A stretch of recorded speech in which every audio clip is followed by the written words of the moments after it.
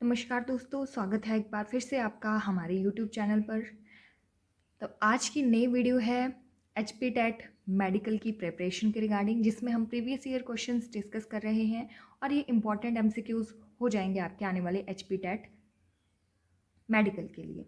तो I hope आपकी तैयारी जो है वो काफ़ी अच्छे तरीके से चल रही होगी। और जो वीडियो हमने पहले अपलोड की है 2017 की, जिसमें हमने प्रीवियस ईयर क्वेश्चंस देखे हैं, तो वो आपने ज़रूर देखी होगी। और ये जो पेपर रहेगा आज की वीडियो का, जिसमें हम 30 क्वेश्चन डिस्कस करेंगे, वो रहेगा 2018 का, जिसमें हम सारे के सारे प्रीवियस ईयर क्वेश्चंस डिटेल में स्टडी करेंगे। तो चलिए शुरू करते हैं हमारे आज के क्वेश्चंस। फर्स्ट है, which of the following is not present in eukaryotic cell. Eukaryotic cells में क्या प्रेजेंट नहीं होता है? अब यहाँ पे राइबोसोम्स की बात की गई है, ठीक है। तो यहाँ पे हमने देखना है कि न्यूक्लियस तो प्रेजेंट होता है, ऑर्गेनाइज न्यूक्लियस प्रेजेंट होता है, माइटोकॉन्ड्रिया भी प्रेजेंट होता है, बट यहाँ पे राइबोसोम में डिफरेंस है। एक 80S है और दूसरा जो है वो 70S है। तो इस क्वेश्चन का राइट आंसर है ऑप्शन नंबर डी। तो राइबोसोम 70S, जो 70S के राइबोसोम्स होते हैं वो यूकैरियोट्स में प्रेजेंट नहीं होते हैं, ये प्रेजेंट होते हैं प्रोकैरियोट्स में, प्रोकैरियोट्स। और 80S के प्रेजेंट होते हैं यूकैरियोटिक सेल में। Next, temporary finger like projection of amoeba are called as. तो जो अमीबा, ऐसे अमीबा का स्ट्रक्चर अगर हम ड्रॉ करें, तो ये जो टेम्पररी फिंगर लाइक प्रोजेक्शन है, ये जो सारे टेम्पररी फिंगर लाइक प्रोजेक्शन है, इन्हें क्या बोल दिया जाता है? इन्हें बोल दिया जाता है सीडोपोडिया। ऑप्शन सी जो है वो बिल्कुल करेक्ट है, सीडोपोडिया। और ये क्या काम करते हैं? ये मूवमेंट के लिए हेल्प करते हैं। अमीबा जो है इनसे मूव करता है और जो फूड होता है उसको कैप्चर करने में भी ये हेल्प करते हैं। और इनका एक और नाम है, इन्हें फॉल्स फीट के नाम से भी जाना जाता है। फॉल्स फीट क्यों? क्योंकि अमीबा जो है वो अपना स्ट्रक्चर चेंज करता रहता है, ठीक है। तो फॉल्स फीट के नाम से भी जान लिया जाता है इसको, और सीडोपोडिया के नाम से भी जाना जाता है। और ऐसे भी क्वेश्चन पूछ लिया जाता है कि अमीबा में मूवमेंट के लिए क्या यूज़ किया जाता है। हाँ, अमीबा जो है मूवमेंट के लिए क्या यूज़ करता है, तो उनका नाम है फॉल्स फीट या pseudopodia. Next, fluid medium of blood is. Blood का जो फ्लूइड मीडियम होता है, जो क्या कैरी करता है, जिसमें ब्लड सेल्स प्रेजेंट होते हैं और बाकी सब्सटेंसेस भी प्रेजेंट होते हैं। तो फ्लूइड मीडियम जो होता है ब्लड का, वो कैरी करता है प्लाज्मा, उसे बोला जाता है प्लाज्मा। ये एक लिक्विड मीडियम होता है ब्लड का। तो फ्लूइड मीडियम ऑफ ब्लड हो गया plasma. Next, diatoms, the chief producers of ocean belongs to group. यहाँ से दो क्वेश्चन कवर हो रहे हैं। देखो, डाई एटम्स किसे बोला जाता है? जो चीफ प्रोड्यूसर्स होते हैं ओशंस के, ठीक है। ओशंस के चीफ प्रोड्यूसर्स किसे बोला जाता है? डाई एटम्स को बोला जाता है। अनदर नेम है डाई एटम्स का। अब किससे बिलोंग करते हैं, कौन से ग्रुप से बिलोंग करते हैं? तो ये बिलोंग करते हैं क्राइसोफाइटा। क्राइसोफाइटा, ऑप्शन ए जो है वो बिल्कुल करेक्ट है। अब मैं डाई एटम्स का और थोड़ा डिटेल में बताऊं आपको, तो इनको गोल्डन एल्गी भी बोला जाता है। गोल्डन एल्गे के नाम से भी जाना जाता है, ठीक है, क्राइसोफाइटा को। और ये चीफ प्रोड्यूसर्स होते हैं एक्वाटिक इकोसिस्टम के। Next, fucoxanthin is found in. Fucoxanthin, xanthin जो वर्ड होता है वो रिलेट करता है पिगमेंट के साथ, ठीक है। अब फ्यूको जो है वो जब पिगमेंट है कोई भी, फ्यूकोजैंथिन जब लिखा है तो मतलब it's a type of any pigment. But इसका कलर क्या होगा? तो फ्यूकोजैंथिन, जब भी हमने ब्राउन की बात करनी हो, ब्राउन एल्गे की पिगमेंट बात करनी हो, तो हम फ्यूकोजैंथिन का यूज़ करते हैं, ठीक है। तो brown algae contain fucoxanthin pigment and because of fucoxanthin they give them brown colour, तो इसलिए हम उन्हें ब्राउन एल्गे बोल दिया जाता है, ठीक है। अगर हम वही बात करें ब्लू ग्रीन एल्गे की, तो इन्हें क्या बोला जाता है? इन्हें बोला जाता है साइनोबैक्टीरिया, बट ये है तो एल्गे, ठीक है। इनमें भी दो टाइप के पिगमेंट प्रेजेंट होते हैं, उसी की वजह से जो है ये ब्लू एंड ग्रीन अपीयर होते हैं, तो इसीलिए इनको ब्लू ग्रीन एल्गे बोल दिया जाता है। Next, which of the following is called amphibian of plant kingdom. अब एम्फीबियंस क्या होते हैं? जो लैंड में भी सर्वाइव कर लेते हैं और वाटर में भी सर्वाइव कर लेते हैं। तो ऐसा कौन सा है प्लांट किंगडम में?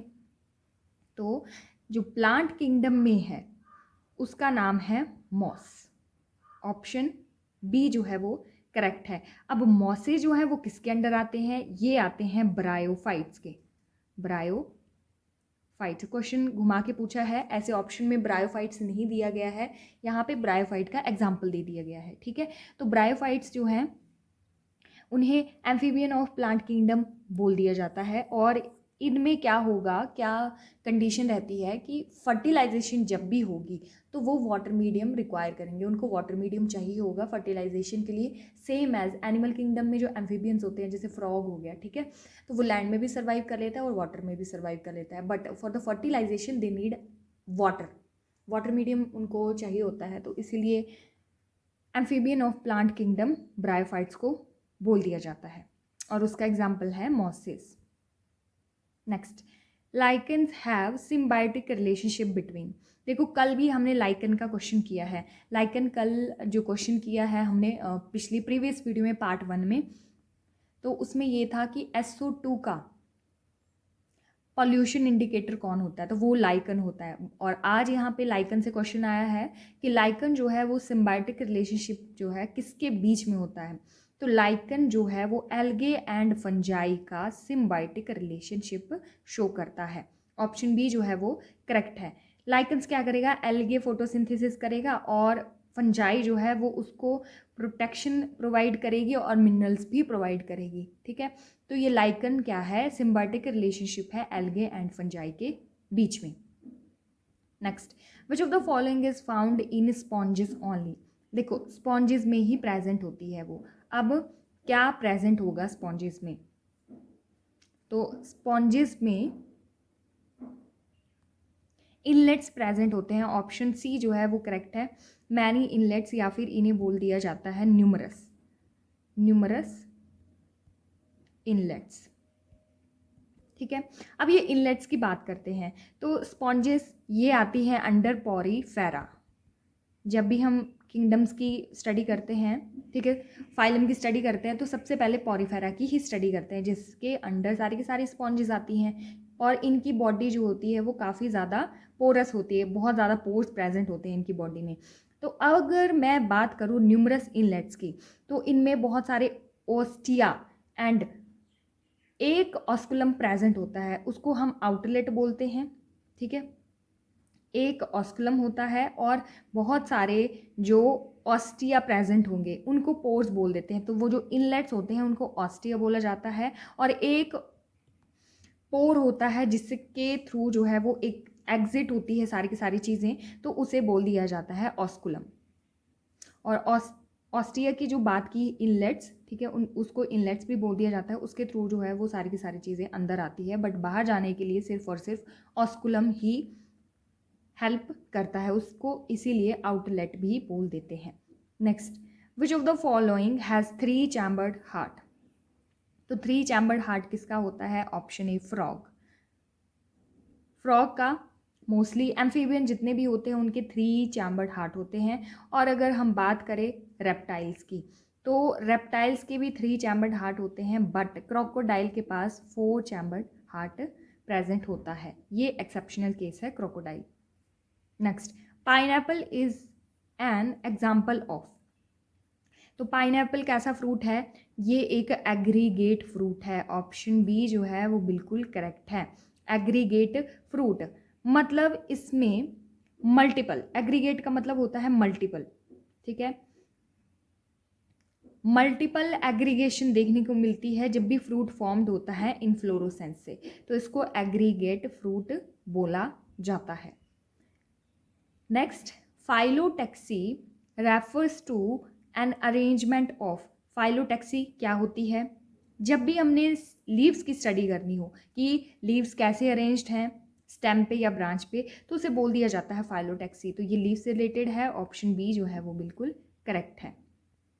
Next, Nissl's granules are found in the cytoplasm of. Nissl's granule जो हैं वो कहाँ प्रेजेंट होते हैं? तो ये न्यूरॉन के साइटोप्लाज्म में प्रेजेंट होते हैं। ध्यान में रखनी है बात, न्यूरॉन के अंदर जो साइटोप्लाज्म प्रेजेंट होता है उसमें नीजल्स ग्रैन्यूल प्रेजेंट होते हैं, और ये रफ एंडोप्लाज्मिक रेटिकुलम के साथ प्रेजेंट होते हैं। मतलब इनमें रफ एंडोप्लाज्मिक रेटिकुलम प्रेजेंट होता है न्यूरॉन्स में प्रोटीन सिंथेसिस के लिए, तो वहाँ पे नीजल्स ग्रैन्यूल प्रेजेंट होते हैं या फिर नीजल ग्रैन्यूल्स मिलते हैं। Next, cilia and flagella both have. तो ये बहुत बार रिपीट होता है क्वेश्चन, सीलिया एंड फ्लैजेला की अरेंजमेंट क्या है? तो सीलिया एंड फ्लैजेला की अरेंजमेंट है 9+2 अरेंजमेंट। 9+2 अरेंजमेंट क्या होता है? सीलिया एंड फ्लैजेला के पास 9 जो हैं वो पेरिफेरल डबलेट्स होते हैं और 2 सेंट्रल माइक्रोट्यूब्यूल्स होते हैं। ठीक है, तो इसी तरह से इनकी जो अरेंजमेंट है वो 9+2 अरेंजमेंट बन जाती है। Next, monosaccharides are bonded together by. Monosaccharides क्या होती हैं? ये शुगर्स होते हैं। अब कौन सा बॉन्ड बनता है इनके बीच में, कौन सा बॉन्ड प्रेजेंट होता है?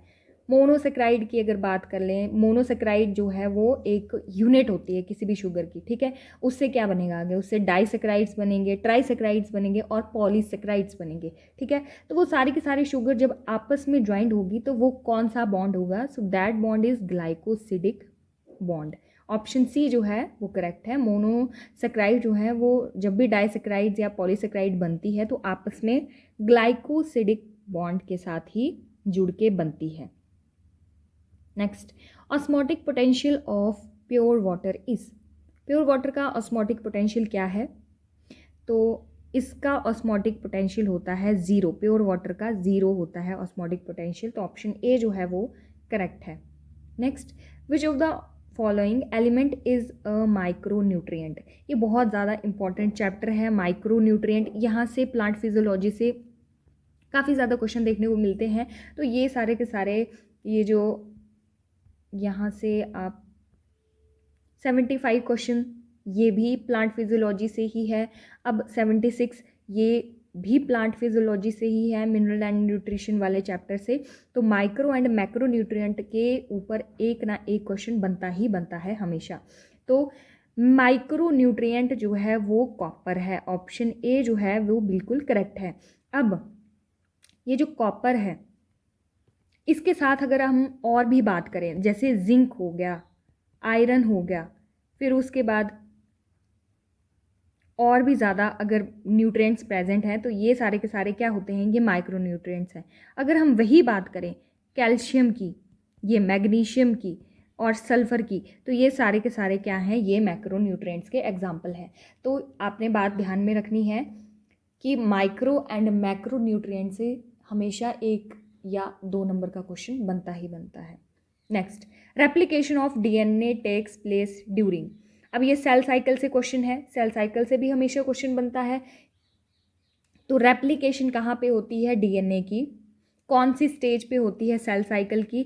तो इस क्वेश्चन का राइट आंसर है option number C, that is S stage. इसको सिंथेटिक स्टेज या फिर सिंथेसिस फेज भी बोला जाता है। और ये कौन सी फेज होती है? ये इंटरफेज, इंटरफेज की एस स्टेज में डीएनए रेप्लिकेशन होती है। इसको एस या फिर सिंथेसिस स्टेज भी बोल दिया जाता है।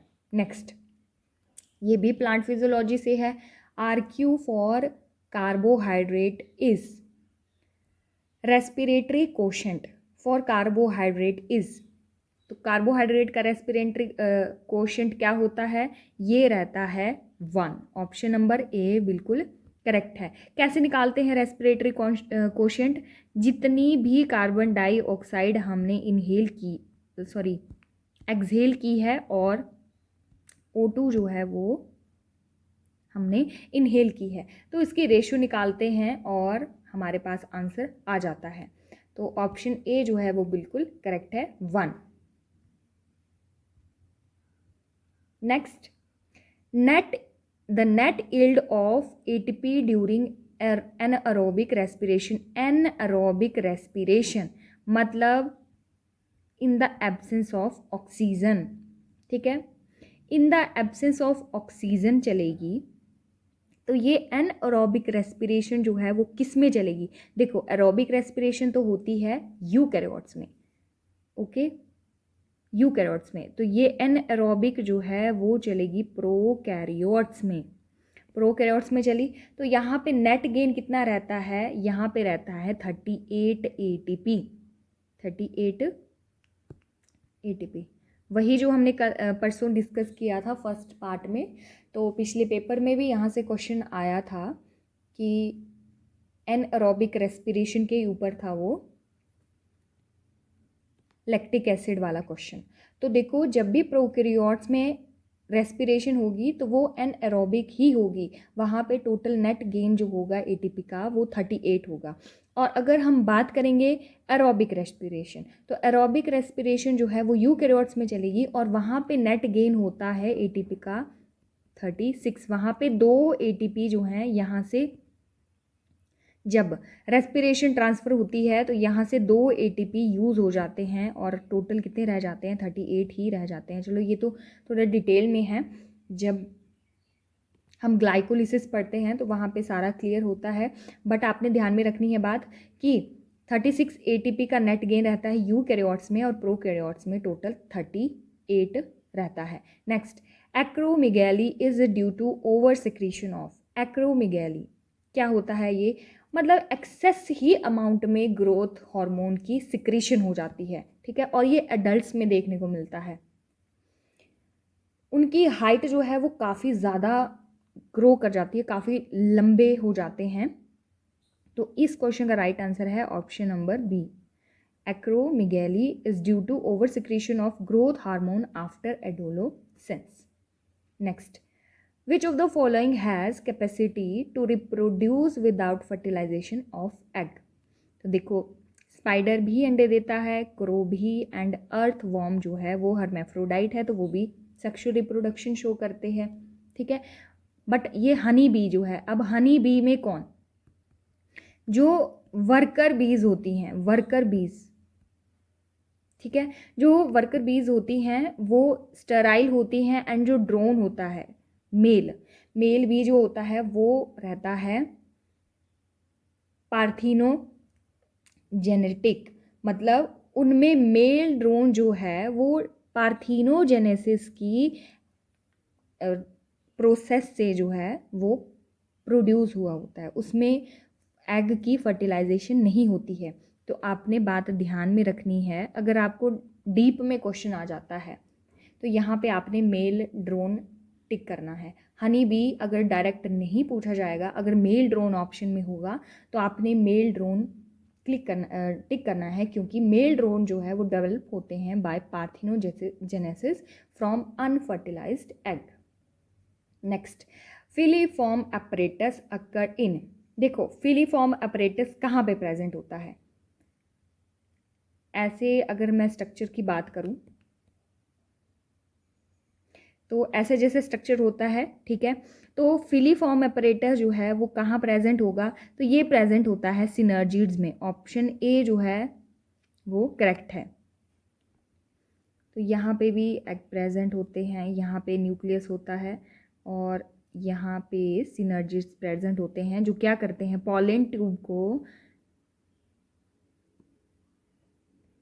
ये तो फिलीफॉर्म apparatus जो है वो क्या करता है? ये देखो सिनर्जिड में प्रेजेंट होता है और ये फिलीफॉर्म apparatus जो है वो गाइड करता है पॉलन ट्यूब को ओव्यूल में जाने के लिए, ठीक है, ओव्यूल में जाने के लिए पॉलन ट्यूब को ये गाइड करता है। तो ध्यान में रखनी है बात कि फिलीफॉर्म apparatus जो है वो सिनर्जिड्स में प्रेजेंट होता है। नेक्स्ट, अब जेनेटिक्स की बारी आ गई। जेनेटिक्स से क्वेश्चन पूछा गया है, the cross between F1 and recessive parent is, F1 मतलब जो फर्स्ट क्रॉस होगा, ठीक है, F1 का किससे? रिसेसिव पेरेंट से, ठीक है, तो इसको बोला जाता है टेस्ट क्रॉस। ऑप्शन ए जो है वो करेक्ट है।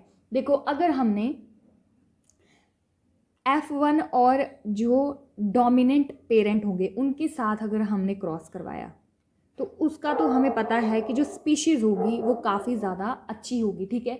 अब जैसे हम हाइब्रिड सीड या फिर कुछ भी करते हैं तो वो स्पीशीज़ हमें पता होता है कि वो बड़ी हाई क्वालिटी की होगी, सारे के सारे फैक्टर्स उसमें 100% अच्छे होंगे। अगर हमने कोई टेस्ट करना है तो हम क्रॉस करवा सकते हैं F1 एंड रिसेसिव पेरेंट्स के बीच में, तो इसीलिए इसको बोला जाता है टेस्ट क्रॉस। और अगर मैं रेसिप्रोकल क्रॉस की बात करूँ तो ये एक टाइप का जेनेटिक क्रॉस होता है, वहाँ पे जो पेरेंट्स होंगे वो रिवर्सली अपने ही ट्रेट के साथ जो हैं वो क्रॉस लिंक्ड कर देंगे, मतलब अपने ही किसी ट्रेट के साथ जो है वो क्रॉस कर लेंगे, उनका क्रॉस होगा तो उसको रेसिप्रोकल क्रॉस बोल देते हैं, ठीक है। मतलब इसमें जो है जीनोटाइप्स, टू सेम जीनोटाइप्स के बीच में क्रॉसिंग होगी, बट जो सेक्सेस होते हैं वो रिवर्स्ड हो जाते हैं। इसमें क्या होगा कि सेम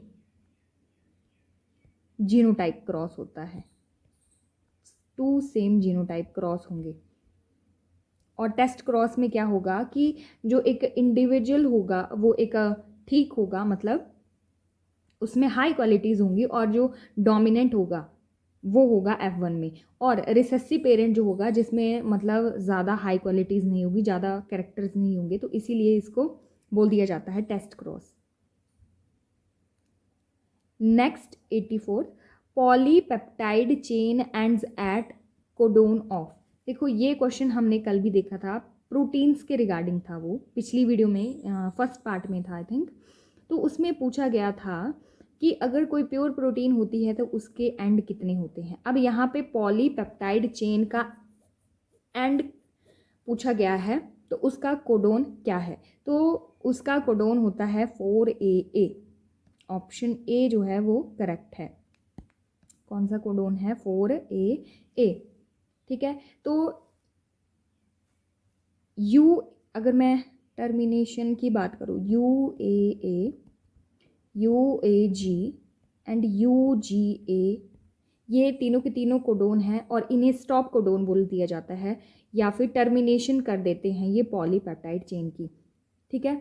मतलब हमने ये देखा है कि अमाइनो एसिड, जब भी अमाइनो एसिड्स की लॉन्ग चेन होती है उसको प्रोटीन बोलते हैं, तो वो बनती ही जाती है, बनती ही जाती हैं, ठीक है। बट एक, अगर हमारी बॉडी में प्रोटीन बनते ही जाएंगे तो एक टाइम पे ऐसा होगा कि वो एक्सेस अमाउंट में बन जाएंगे और हमारी बॉडी को क्या करेंगे, वो हार्म करेंगे। तो उनको रोकने के लिए, उनको ब्रेक करने के लिए भी तो कोई कोडोन चाहिए ना, तो वो ये वाले हैं UAA, UAG एंड UGA। तो ये टर्मिनेट करते हैं पॉलीपेप्टाइड की चेन को। अब नेक्स्ट में बात करूँ, male gametes in angiosperm is produced by. तो जो मेल गैमीट होता है एंजियोस्पर्म में, फ्लावरिंग प्लांट में, तो वो कौन प्रोड्यूस करता है? तो ये जनरेटिव सेल प्रोड्यूस करता है। ऑप्शन ए जो है वो करेक्ट है। जनरेटिव सेल क्या करता है? डिवाइड करता है माइटोटिकली, और इससे माइटोसिस होती है, इसमें माइटोसिस होगी और क्या बन गया?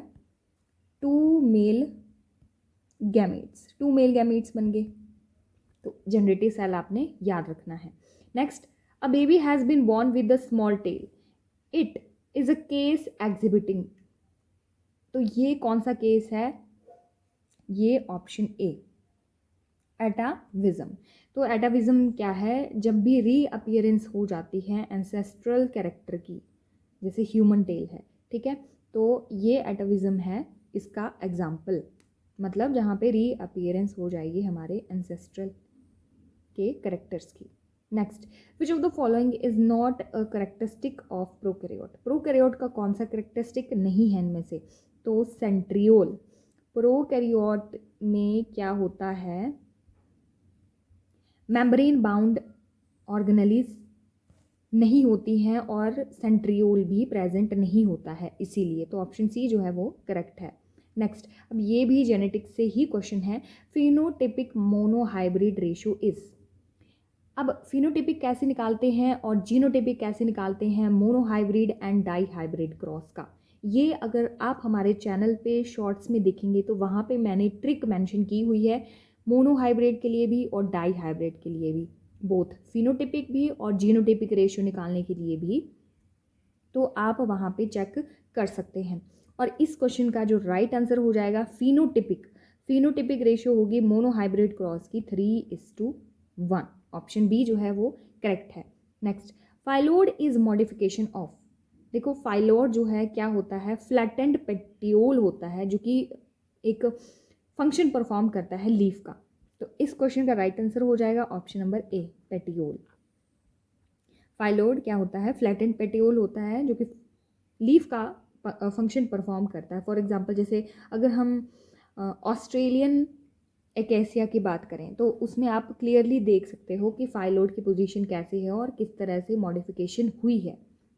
Next, if the base sequence of one chain of DNA is ACGT-TGT, then what will be the base sequence of opposite chain? तो अपोजिट चेन जो है वो उल्टी ही चलती है।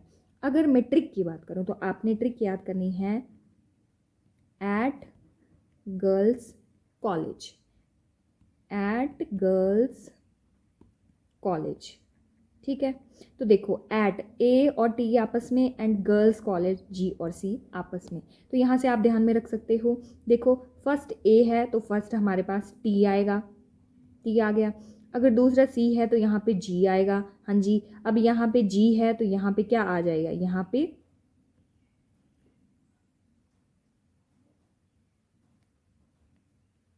तो ये तो नहीं होगा। अगर हम सेकंड ऑप्शन की बात करें तो ए का टी आ गया, सी का जी, यानी ए से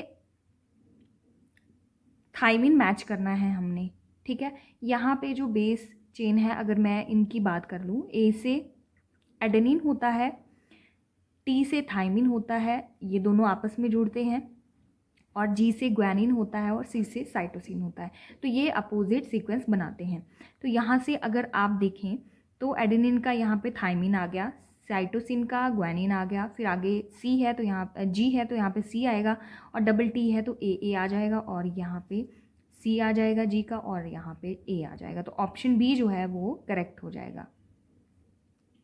तो ये थे हमारे आज के 30 क्वेश्चन। आई होप आपको ये वीडियो क्लियर हुई हो, तो प्लीज़ वीडियो को लाइक करें, शेयर करें, एंड अगले पार्ट में हम नेक्स्ट 30 क्वेश्चन डिस्कस करेंगे।